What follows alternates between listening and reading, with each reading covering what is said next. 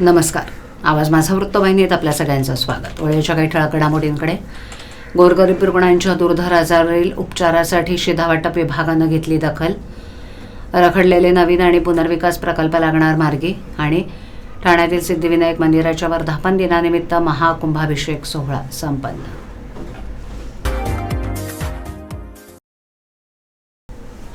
गोरगरीब रुग्णांना खासगी आणि शासकीय रुग्णालयांमध्ये उच्च दर्जाचे आणि मोफत उपचार मिळावेत यासाठी महात्मा ज्योतिबा फुले आरोग्य योजनेचा लाभ मिळावा यासाठी रुग्णालयांकडून शिधापत्रिका अथवा शिधावाटप कार्यालयातून दाखला घेणं आवश्यक आहे. हा दाखला घेण्यासाठी रुग्णांच्या नातेवाईकांना उंबरठे झिजवावे लागू नयेत यासाठी ठाणे शिधावाटप विभाग सरसावलाय. वैद्यकीय उपचारासाठी आवश्यक दाखल्यासाठी रुग्णांच्या नातेवाईकांनी अर्ज केल्यास तात्काळ त्यांना दाखले देण्यात येत आहेत. त्यानुसार मागील 8 महिन्यात 168 जणांना शासकीय रुग्णालयात दाखल करण्यात आलं असल्याची माहिती शिधावाटप विभागानं दिली. अनेकदा गोरगरीब रुग्णांना आकस्मित उद्भवणारे आजार, हृदयविकार, किडनी विकार, कॅन्सर, हाडांच्या शस्त्रक्रिया इत्यादी दुर्धर आजारांवर उपचारासाठी होणारा खर्च हा न पेलवणारा असतो. त्यामुळे योग्य उपचारांअभावी रुग्णांचा मृत्यू होतो. ही बाब लक्षात घेऊन शासनानं गोरगरीब जनतेला उत्तम आणि चांगली आरोग्यसेवा मिळावी यासाठी शासन स्तरावर विविध योजना राबवण्यात येत आहेत. त्यानुसार महात्मा ज्योतिबा फुले आरोग्य योजनेअंतर्गत अनेक दुर्धर आजारांवर मोफत आणि उच्च दर्जाचे उपचार रुग्णांना मिळत आहेत. त्यामुळे ही योजना रुग्णांसाठी वरदान ठरते. असं असलं तरी अनेकदा रुग्णांच्या नातेवाईकांकडे सरकारी अथवा खासगी रुग्णालयांकडून शिधापत्रिकेची मागणी करण्यात येत असते. अशा वेळेला शिधावाटप कार्यालयाकडून देखील हा दाखला मिळवण्यासाठी नातेवाईकांना शिधावाटप कार्यालयाचे उंबरठे झिजवावे लागतात. याला छेद देत शिधावाटप कार्यालय 49 फ या कार्यालयानं वैद्यकीय मदतीसाठी येणाऱ्या रुग्णांच्या नातेवाईकांना तात्काळ वैद्यकीय मदतीचे दाखले देत रुग्णांच्या मदतीला धावून जात असल्याचं दिसून येत आहे. दरम्यान ठाणे जिल्हाधिकारी कार्यालयाच्या आवारात 41 फ शिधावाटप कार्यालय आहे. या कार्यालयात शिधावाटप अधिकारी सूर्या डोंगरे यांनी सर्व अधिकारी कर्मचाऱ्यांना वैद्यकीय मदतीसाठी येणाऱ्या रुग्णांच्या नातेवाईकांना अर्ज प्राप्त झाल्यानंतर त्याच दिवशी दाखला देण्याच्या कटाक्षानं नियम पाळण्याच्या सूचना केल्यात. त्यानुसार मागील 8 महिन्यात या विभागानं वैद्यकीय अर्ज प्राप्त झालेल्या 168 जणांना तात्काळ वैद्यकीय मदतीचे शासकीय दाखले देण्यात आलेत. चव्हाण मॅडम, काय सांगाल? शिधावाटप कार्यालयामार्फत महात्मा फुले जन आरोग्य योजनेसाठी जे प्रमाणपत्र दिले जात आहेत, कशा पद्धतीनं हा उपक्रम चालू आहे? महात्मा फुले जन आरोग्य योजनेचे दाखले आपल्याकडे जेव्हापासून ही योजना कार्यान्वित झालेली आहे, याच्या आधी या योजनेला राजीव गांधी योजना नाव होतं. त्यानंतर त्याचं नामकरण महात्मा फुले योजनेमध्ये झालेलं आहे. म्हणजे हे दाखले आपण पूर्वीपासूनच देतो आहे. आणि ह्या दाखल्याकरिता आपल्याकडे शिधापत्रिकेचा ऑनलाईन नोंदी आपण घेतो.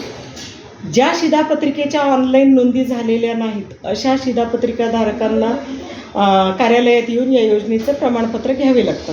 कधी कधी त्यांच्या शिधापत्रिका पण खराब असतात, प्रिंटिंग नंबर बरोबर दिसत नाही, म्हणूनसुद्धा ते एक्सेप्ट करत नाहीत वैद्यकीय अधिकारी. आणि त्याकरिता हे लोक आपल्याकडे दाखले मागायला येतात. तर या लोकांना, कारण हे लोक गरजू असतात, हॉस्पिटलमध्ये गरीब असतात, हॉस्पिटलमध्ये यांच्यावर लवकरात लवकर उपचार व्हावेत, म्हणून यांना आपण प्राधान्याने त्याच दिवशी लवकरात लवकर तासाभरातच दाखले देतो. ते दाखले देण्याकरिता आपण त्यांच्याकडून एक अर्ज घेतो, शिधापत्रिकेची छायांकित प्रत, आधार कार्डाची छायांकित प्रत आणि हॉस्पिटलने काय क्युरी काढलेली आहे त्यासंबंधी ते हॉस्पिटलवाले एक दाखला देतात. तो दाखला आपण त्यांच्याकडून घेतो आणि लवकरात लवकर अभिलेखतापासून आपण त्यांना महात्मा फुले योजनेचा दाखला देतो. मागच्या डिसेंबर महिन्यामध्ये आपण जवळजवळ 196 दाखले अशा प्रकारचे वितरित केलेले आहेत. आणि त्याचप्रमाणे जानेवारी महिन्यातही इतकेच दाखले 200च्या जवळजवळ जातील. आणि ही दरमहा निरंतर चालणारी प्रक्रिया आहे. इमारत बांधकाम, टाउनशिप आणि नागरी प्रादेशिक विकास प्रकल्पांसाठी केंद्रीय पर्यावरण, वन आणि हवामान बदल मंत्रालयानं 29 जानेवारी 2025 रोजी एक अधिसूचना जारी करून दिलासा दिलाय. मुंबई, ठाणे, नवी मुंबई, मीरा भाईंदर आणि राज्यातील अनेक शहरांमध्ये अभयारण्य, राष्ट्रीय उद्यान आणि MIDCच्या 5 किलोमीटर परिघातील 20,000 चौरस मीटर ते 1,1,500 चौरस मीटर बिल्टअप विकास क्षेत्र असलेल्या प्रकल्पांना आता राज्य शासनाच्या पर्यावरण सनियंत्रण समितीकडून बांधकाम परवानग्या मिळणं सोयीचं होणार आहे. खासदार नरेश म्हस्के यांनी यासाठी केंद्रीय पातळीवर केलेल्या पाठपुराव्यामुळे ही अधिसूचना निघाली आहे. ऑगस्ट 2024 साली राष्ट्रीय हरित लवादाच्या एका निर्णयामुळे अभयारण्य, राष्ट्रीय उद्यान आणि MIDCच्या 5 किलोमीटर परिघातील 20,000 चौरस मीटर ते 1,50,000 चौरस मीटर बांधकाम क्षेत्र असलेल्या बांधकाम प्रकल्पांना केंद्रीय पर्यावरण, वन आणि हवामान बदल मंत्रालयाच्या परवानग्या घेणं आवश्यक असल्याचं म्हटलं होतं. मात्र या निर्णयाबाबत संदिग्धता असल्यानं गेले 6 महिने राज्यातील अनेक बांधकाम विकास प्रकल्प रखडले होते.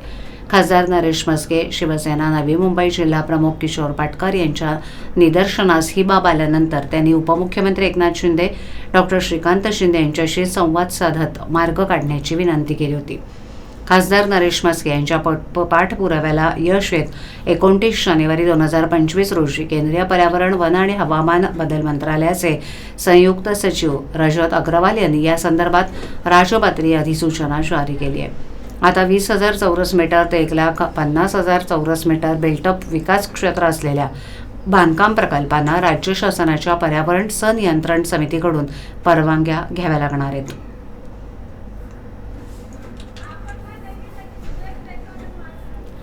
ठाण्यातील शिवचैतन्य मित्रमंडळाच्या वतीनं श्री सिद्धिविनायक मंदिराच्या वर्धापन दिनानिमित्त महाकुंभाभिषेक सोहळा भक्तिमय वातावरणात पार पडला. या सोहळ्यात गृह आणि महसूल राज्यमंत्री योगेश कदम यांनी उपस्थित राहून गणरायाचं दर्शन घेतलं. या निमित्तानं महाकुंभ यात्रेची सुरुवात गणेश चौक, शिवाजीनगर, वागळे इस्टेट इथून झाली. या यात्रेत हजारो भक्त, आध्यात्मिक संत, कीर्तनकार सहभागी झाले होते. टाळ मृदुंगांच्या गजरात दिंडीच्या माध्यमातून मोठ्या उत्साहात यात्रा पार पडली. पहिल्यांदाच मागे गणेशोत्सवानिमित्त इथे येण्याचा योग आला. आमच्या पक्षाचे शिवसेना सचिव संजय मोरे यांनी हा उत्सव सुरू केलाय. बाळासाहेब ठाकरे यांच्या विचारांवर एकनाथ शिंदे साहेब महाराष्ट्र पुढे नेत आहेत. ठाणेकरांचं प्रेम नेहमीच आमच्या सोबत आहे. अक्षय शिंदे प्रकरणात मंत्री योगेश कदम आणि मंत्री संजय शिरसाट यांना नोटीस बजावण्यात आली आहे. यावर प्रतिक्रिया देताना मंत्री कदम म्हणाले की आम्हाला मिळालेल्या लीगल नोटीसीला कायदेशीर पद्धतीनं उत्तर दिलं जाईल. सर, या ठिकाणी गणेश मंदिराला भेट दिली आहे. अतिशय उत्स्फूर्त उपक्रम दरवर्षी गणेश जयंतीनिमित्त सुरू असतात. काय सांगा? नाही, माझं आज खरं तर पहिल्यांदाच या गणेशोत्सवाच्या निमित्ताने येणं होत आहे. शिवसेनेचे आमचे सचिव संजयजी मोरे यांनी अतिशय चांगला उपक्रम गेल्या अनेक वर्षापासून त्यांनी हाती घेतला आहे. विशेषतः कधी कधी आपण देवपण करत असताना आपण हिंदू शास्त्र आपण थोडासा विसर व्हायला होतो. परंतु ज्यावेळेला आपण प्राणप्रतिष्ठा आपण गणरायाची करतो, त्यानंतर शास्त्रामध्ये असा उल्लेख आहे की 12 वर्षाने आपण एकदा तरी पुन्हा एकदा प्राणप्रतिष्ठा करायची असते. आपण ज्यावेळेला परमेश्वराकडे आशीर्वाद मागतो त्यावेळेला आपल्यामधले नकारात्मक जे भाव असतात आपण ते देवाला आपण देत असतो आणि गणरायाच्या पोटात घेत असतो. आणि म्हणून पुन्हा एकदा गणरायाची ऊर्जा पुनर्जीवित व्हावी ह्यासाठी शास्त्रामध्ये दर 12 वर्षाने अशी पूजा करायची जी एक प्रथा आहे. मला वाटतं ती प्रथा संजयजी मोरे यांनी जिवंत ठेवली आहे. खऱ्या अर्थाने मला वाटतं बाळासाहेबांचं एक सच्चा शिवसैनिक, सच्चा हिंदुत्व काय असतं त्याचं पुन्हा एकदा मला तिथं उदाहरण पाहायला मिळालंय. आणि म्हणून मला वाटतं त्यांचं मनापासून मी आज कौतुक करतोय. आणि शेवटी या शिवसेना परिवारामुळेच माझ्यासारख्या तरुणाला आज मंत्रिपद मिळालेलं आहे. आणि म्हणून नक्कीच सगळ्यांचे आशीर्वाद हे मला मिळावेत हा देखील छोटा स्वार्थ घेऊन आज मी इथे आलोय. शेवटी वंदनीय बाळासाहेबांचे विचार पुढे घेऊन संभाजी शिंदे साहेब आज महाराष्ट्रामध्ये प्रचंड मेहनत घेतात, काम करतायत, विकास करतायत. आणि त्यांना साथ द्यायला ठाणेकर देखील कधीच कमी पडले नाहीत. आणि त्या ठाणेकरांच्या कार्यक्रमामध्ये उपस्थित झाल्यानं आमच्यामध्ये नेहमीच वेगळा उत्साह असतो आणि नक्कीच त्या उत्साहामुळे आज मी इथे आलोय. तर राज्य शासनाकडून शालेय विद्यार्थ्यांना माध्यान्ह भोजन दिलं जातं. या माध्यान्ह भोजनात पोषक तत्वांचा समावेश असावा असा दंडक आहे.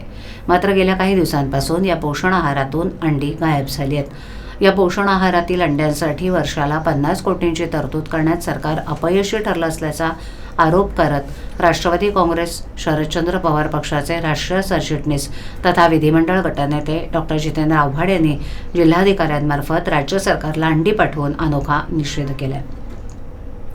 माध्यान्ह भोजन योजना ही भारतातील शालेय भोजन कार्यक्रम आहे. या योजनेअंतर्गत सरकारी आणि सरकारी अनुदानित शाळांमधील विद्यार्थ्यांना मोफत जेवण दिलं जातं. या योजनेचं उद्दिष्ट शाळेतील विद्यार्थ्यांची पोषण स्थिती सुधारणं हा असून 15 ऑगस्ट 1995 पासून या योजनेचा प्रारंभ झालाय. नोव्हेंबर 2024 राज्याच्या शिक्षण विभागाकडून विद्यार्थ्यांना नियमित आहाराव्यतिरिक्त आठवड्यातून 1 दिवस अंडी देण्यात येणार आहेत. जे विद्यार्थी अंडी खात नाहीत त्यांना केळी दिली जाणार आहेत. या निर्णयानुसार शालेय विद्यार्थ्यांना बुधवारी किंवा शुक्रवारी उकडलेलं अंड अथवा अंडा पुलाव, बिर्याणी अशा स्वरूपात आहार देण्याचा निर्णय घेण्यात आला होता. मात्र आता त्यासाठी वर्षाला 50 कोटी रुपयांची तरतूद करण्यास सरकार असमर्थ असल्यानं अंडी मिष्टान्न देण्यात येणार नाहीत. त्याचा निषेध करण्यासाठी डॉक्टर जितेंद्र आव्हाड यांच्या नेतृत्वाखाली जिल्हाध्यक्ष सुहास देसाई, कार्याध्यक्ष प्रकाश पाटील, महिला जिल्हाध्यक्ष सुजाता घाग, महिला कार्याध्यक्ष सुरेखाताई पाटील यांच्यासह अनेक कार्यकर्त्यांनी जिल्हाधिकारी अशोक शिंदगार यांची भेट घेऊन त्यांना अंडी दिली. ही अंडी राज्य सरकारला पाठवण्यात यावीत असंही त्यांनी यावेळेला सांगितले.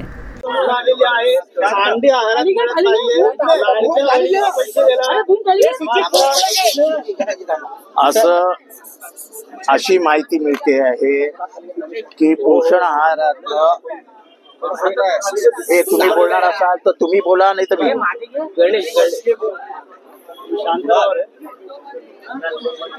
अशी बातमी हाती आली आहे की 24 लाख विद्यार्थ्यांना जी अंडी आणि पौष्टिक आहार दिलं जायचं ते अचानक बंद करण्यात आलेलं आहे.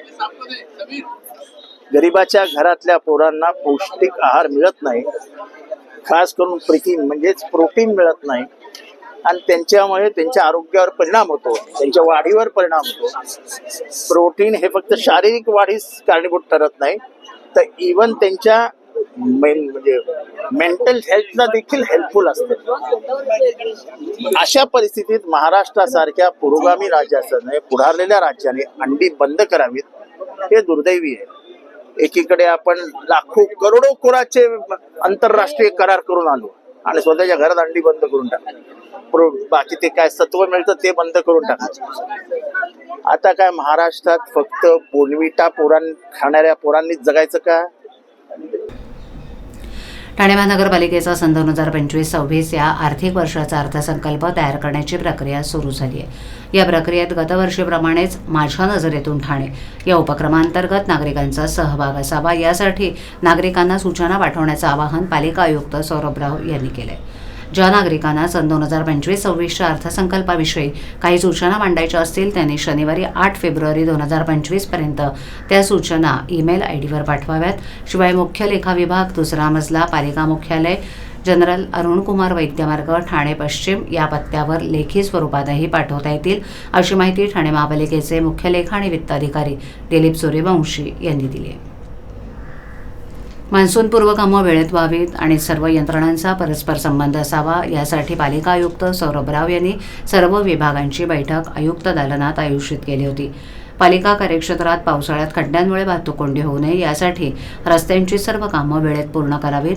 तसंच खड्डे पडण्याची जी ठिकाणं आहेत त्या ठिकाणी पाहणी करून सर्व कामं 30 एप्रिलपर्यंत करावीत.